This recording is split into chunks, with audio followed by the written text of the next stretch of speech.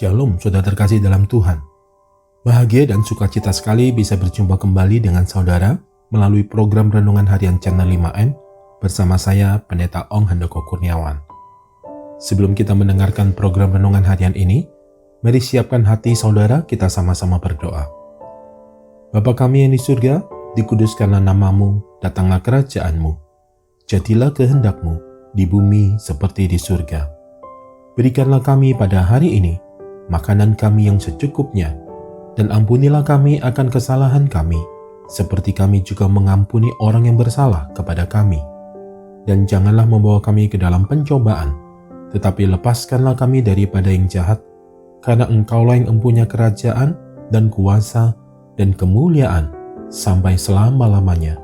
Berkati firman-Mu ya Tuhan, dan renungan harian yang akan kami dengarkan ini, beri kami hikmat-Mu, supaya kami dapat memahami kebenaran firman-Mu dan menjadi pelaku firman-Mu. Terima kasih Tuhan, dalam nama Tuhan Yesus kami berdoa, dan kami siap diberkati melalui episode ini. Amin. Renungan diambil dari Injil Markus 3 ayat 20, demikian bunyi firman Tuhan. Kemudian Yesus masuk ke sebuah rumah, maka datanglah orang banyak berkerumun pula, sehingga makan pun mereka tidak dapat. Saudara terkasih dalam Tuhan, ada orang yang kesannya alergi dengan mujizat. Mungkin mereka terpengaruh dengan pendapat orang yang mengatakan, ikut Tuhan jangan hanya cari mujizat, jangan hanya kejar mujizat. Jadi kesannya orang yang berharap mujizat adalah orang yang belum dewasa rohani. Pendapat-pendapat tersebut telah membuat makna dari mujizat menjadi bias, seakan-akan orang yang berharap mujizat hanya untuk kepuasan daging. Apa sesungguhnya makna dari mujizat? Saudara terkasih dalam Tuhan, mujizat adalah suatu tindakan yang hanya dapat dilakukan oleh Tuhan, yang tidak dapat dipahami dan dipikirkan oleh kita, karena semua itu berada di luar kemampuan akal budi manusia. Dalam pelayanannya, Yesus banyak melakukan mujizat, antara lain mengusir setan, roh jahat, dan menyembuhkan orang-orang sakit. Mujizat yang Yesus lakukan di berbagai tempat membuat banyak orang datang untuk melihatnya.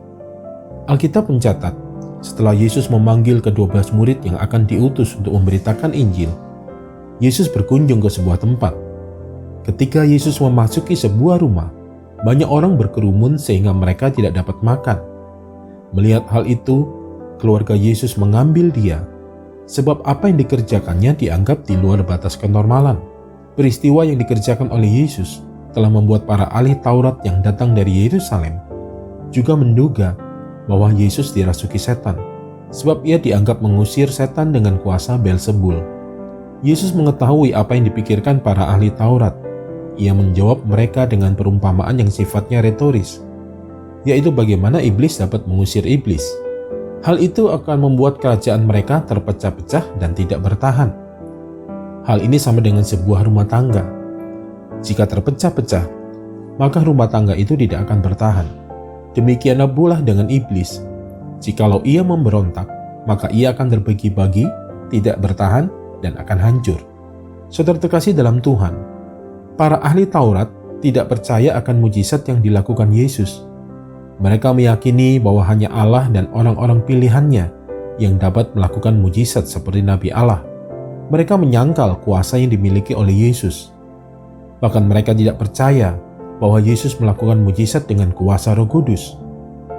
Karena itu Yesus memberi peringatan bahwa semua dosa dan penghujatan terhadap anak manusia dapat diampuni, tetapi barang siapa menghujat Roh Kudus akan binasa. Saudara terkasih dalam Tuhan, salah satu kunci untuk mengalami mujizat adalah Roh Kudus. Kita tidak boleh menolak Roh Kudus, apalagi menghujatnya. Banyak mujizat yang kita terima dari Tuhan adalah pekerjaan Roh Kudus. Roh Kudus adalah roh yang memberi pengertian kepada kita bahwa tanpa Roh Kudus, kita tidak dapat memiliki pengenalan akan Allah yang benar di dalam Kristus. Mulai saat ini, jangan alergi dengan mujizat. Kita perlu mujizat. Jangan ragu, jangan malu-malu di hadapan Tuhan. Kita perlu Tuhan berkarya lebih lagi dalam kehidupan kita, terlebih lagi dalam situasi pandemi seperti saat ini. Mari satukan hati, kita berdoa. Bapa di surga, terima kasih Tuhan buat pesan dan kebenaran yang kami dengar melalui episode ini. Kami yakin dan percaya akan mujizat-Mu. Kami membutuhkan mujizat-Mu di saat-saat seperti sekarang ini. Saat di mana kami hanya mampu berharap sepenuhnya hanya kepada-Mu. Kami percaya kuasa Roh Kudus-Mu yang ada dalam diri setiap kami akan bekerja sesuai dengan apa yang menjadi rancangan-Mu bagi hidup kami. Saat ini hamba berdoa bagi setiap pendengar episode ini, bagi mereka yang sedang membutuhkan atau menanti-nantikan mujizat dari Tuhan atas setiap masalah mereka. Mari ya Tuhan, apapun masalah dan pergumulan mereka, Tuhan nyatakan mujizat-Mu atas setiap mereka saat ini. Kuatkan dan teguhkan hati mereka ya Tuhan. Terima kasih Tuhan. Dalam nama Yesus Kristus Tuhan dan Juru Selamat kami telah berdoa dan kami mengucap syukur. Amin. Mari saudara-saudara teguh terkasih dalam Tuhan, siapkan hati saudara untuk terima berkat dari Tuhan. Sempurnakan episode renungan harian ini melalui berkat-Mu ya Tuhan. Terimalah berkat Tuhan, damai sejahtera, kasih karunia, berkat anugerah yang berlimpah-limpah. Di dalam nama anak yang tunggal Yesus Kristus Tuhan dan Penyelamat kita, di dalam persekutuan yang indah, yang manis bersama dengan Roh Kudus, memenuhi kehidupan setiap kita. Saudara dan saya saat ini, bahkan sampai Maranatha, Tuhan datang kembali menjemput kita, dan kita semua akan hidup memerintah bersama dengan Dia sampai selama-lamanya. Yang percaya telah diberkati oleh Tuhan melalui episode ini, mari bersama-sama kita katakan, amin. Saudara terkasih dalam Tuhan, demikianlah pesan Tuhan melalui episode ini. Jika saudara diberkati, silakan membagikan episode ini kepada para sahabat dan kerabat saudara. Sehingga dengan demikian, saudara juga telah menjadi berkat. Terima kasih untuk dukungannya. Terus doakan channel 5M, kiranya senantiasa menjadi berkat. Sampai jumpa di episode berikutnya. Tetap jaga kesehatan saudara, sehat selalu, dan senantiasa aman dalam perlindungan dan pemeliharaan Tuhan yang ajaib. Doa dari saya senantiasa menyertai saudara dan keberadaan seluruh keluarga saudara. Tuhan Yesus memberkati.